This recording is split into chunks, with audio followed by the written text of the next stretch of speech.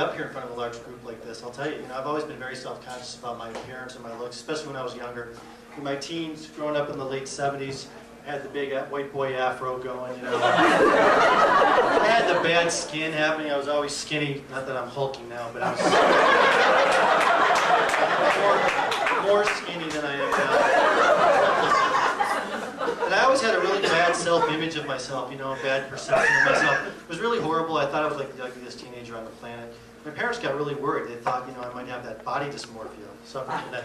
I don't know if you guys are familiar with that, but that's where you have a really distorted self-image of yourself. You look in the mirror and it's kind of, you over-exaggerate all the bad features, So they said, we're going to take him to a therapist and see if he looked at it. So I went to the therapist, he did his evaluation, and the doctor came out and he called my parents and he said, Mr. and Mrs. Pastoria, I have some good news and I have some bad news. The good news is your son is not suffering from body dysmorphia. The bad news is he's right. This actually is quite ugly. Then I decide, what I need to do is gain some weight. So I'm going to go buy some of this weight gain powder. Any of you guys out there ever tried this weight gain powder? You get it at the nutrition store. It comes in these gigantic drums. They bring it out to the car. So I get this stuff, and it's supposed to add like 10,000 extra calories a day. So I get this stuff and I mix it with you're supposed to mix it with 32 ounces of milk for each drink. I'm supposed to drink this stuff 3 times a day. So I do this for like a week, and I lost 25 pounds. It turns out I'm something called lactose intolerant. No, it's all right. It wasn't a total loss because I spent so much time in the bathroom reading that I taught myself fluent Korean. I really wanted to be a Navy SEAL, but I was never big enough, never tough enough. I have a lot of anxiety issues. So, at one point, when I was younger, I actually applied to get into the Navy SEALs, and they turned me down. It was a little depressing, but apparently they thought my fear of heights and water, small spaces and loud noises could keep me from becoming an effective operator. But it wasn't a total loss because I was able to get into their lesser-known diversion unit known as the Harp Seals. Most people don't know about the Harp Seals. Basically what my unit would do is we would crawl over into enemy lines and we'd get down on our hands and knees and the enemy would beat us over the head. And then while the enemy was distracted, the real SEAL was if anybody else here is Catholic, go to a Catholic service, they're exhausted. They're absolutely exhausted. I'm telling you. Lots of standing and kneeling and sitting. They're like religious aerobics class. I'm serious, 1 minute you're kneeling, the next minute you're standing, and you're sitting, and you're kneeling, and you're sitting, you're standing, hands in the air, you're sitting. All this is in time to organ music. It's like Tai Ho with stained glass.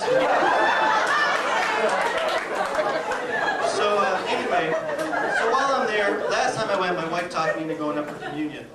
And for those of you who don't know, that's where you get to go up, stand in a long line, and meet the priest. And then gives you the little wafer, also known as the body of Christ. So I got in the line, I got up there, and the priest put the little wafer in my mouth. He said, peace be with you. I said, thank you. Which I don't think was the right response.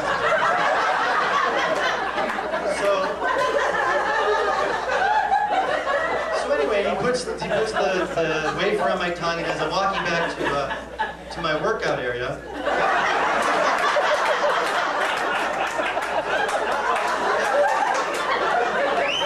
the little wafer gets stuck on the roof of my mouth. So now, I'm like going back there, and I'm trying to clear this thing from the roof of my mouth. There's no way to do this in church. So as I'm sitting there trying to clear this thing, I started thinking about it. I think, Body of Christ, that's a pretty heavy name. I'm thinking, is it the brand name of this wafer? I'm like, do the factories that manufacture these little wafers, the Body of Christ, do they send out marketing material to the churches? Are they sending out brochures that go, Body of Christ, now 10% larger. Body of Christ, now with calcium. Anybody else think that? So I went to a lot of weddings this past summer, and which means wedding receptions, which means dancing, which for a white guy is a nightmare. White guys should not be allowed to dance, really. And if there's anything worse than dancing at the reception is having them videotape it so that the family can critique it later. And you know, when you're out there, like my wife asked me to dance, so we're out there dancing, I'm doing okay. You know, in my brain, I'm starting to think, hey, we look a little like Fred and Ginger. And then I'm watching the videotape and I realize I look more like Gilligan and Ginger. I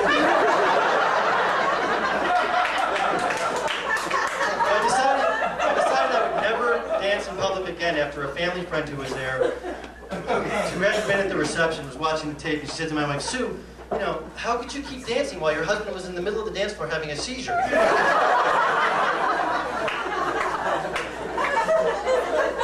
So that didn't do a lot for me either. What else?